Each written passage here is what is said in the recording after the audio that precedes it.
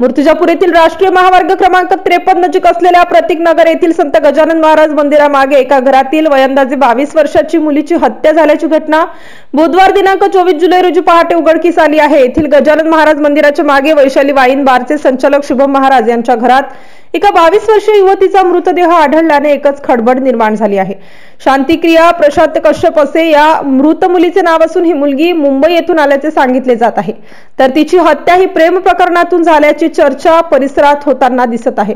या युवतीवर प्रथम अतिप्रसंग करून नंतर तिची हत्या करण्यात आल्याचा प्राथमिक अंदाज वर्तविण्यात येत आहे। या घटनेतील फरार आरोपीचे नाव कुणाल उर्फ सनी महादेवराव शृंगारे राहणार हर्सूल तालुका दिग्रस जिल्हा यवतमाळ असून त्याचा पोलीस शोध घेत आहेत। एमसीएन न्यूज मराठी करिता धनराज सपकाळ सह कॅमेरामन नरेंद्र वाढोणकर अकोला।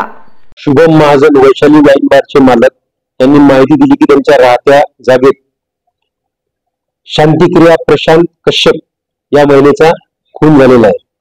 सदरची महिला ही मूळची आसाम येथील असून 5 वर्षापासून तिच्या आईसोबत ती दिल्ली येथे राहत होती। सदरची महिला 21/7/24 ला 16 वाजता चेतन उर्फ सनी महादेव शृंगारे राहणार हर्षुल तालुका दिग्रस जिल्हा यवतमाळ या आरोपीसोबत ती आली होती। त्या आरोपीनं काम मागितले, पोटात दुखत असल्यामुळे त्याने काम काही केले नाही, परंतु तिथे तो राहत होता। आणि काल 23/7/2024 ते 11 ते रात्री 3:30 दरम्यान ही घटना घडलेली आहे। आरोपीला शोध घेण्यासाठी टीम रवाना करण्यात आलेली आहे। मृतक ही टॅटू आर्टिस्ट होती आणि तिच्या नातेवाईकाला माहिती देण्यात आलेली आहे। लवकरच आरोपी जेरबंद होईल।